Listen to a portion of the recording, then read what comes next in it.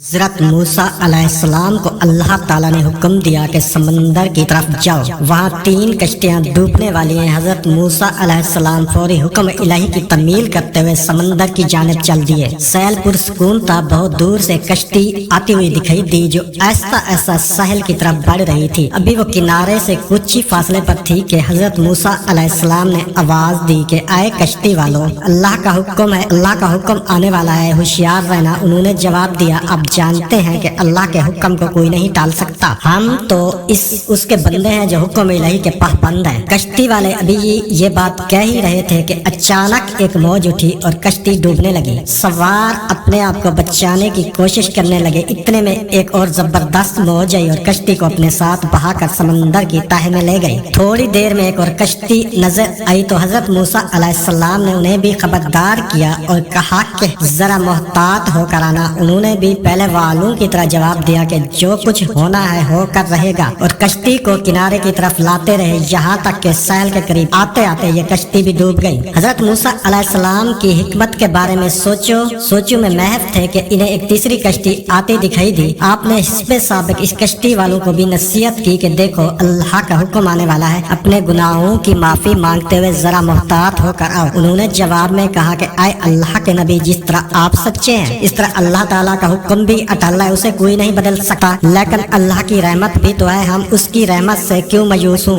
लिहाजा हम अल्लाह की रहमत पर भरोसा करके आ रहे हैं। वो अपनी रहमत के सदके में हमें जरूर अमन और सलामती के साथ किनारे पर पहुँचा देगा। कश्ती वालों का ये जवाब सुनकर हजरत मूसा अलैहिस्सलाम खामोश हो गए। जब कश्ती बाहिफाजत किनारे आ लगी तो अल्लाह के पैगंबर सोचने लगे कि अल्लाह ने 3 कश्तियाँ डूबने का फरमाया था, 2 तो डूब गई लेकिन तीसरी सलामती के साथ किनारे आ लगी, और ये कैसे बच गई। इरशाद बारी ताला हुआ कि आए मूसा, आपने सुना नहीं कि तीसरी कश्ती वालों ने क्या कहा। उन्होंने मेरे हुक्म को तस्लीम किया था, मेरी रहमत को आवाज दी थी, इस पर पूरा तवक्कुल और भरोसा भी किया था, तो इसलिए ये कश्ती मेरी रहमत के तुफैल बच गई। क्योंकि जो भी मेरी रहमत का तलबगार होता है मैं उसे ना उम्मीद नहीं करता। हदीस में आता है कि अल्लाह ताला ने जब मखलूकात को पैदा फरमाया तो अर्श पर लिख दिया कि मेरी रहमत मेरे गज़ब पर गालिब है। सही मुस्लिम।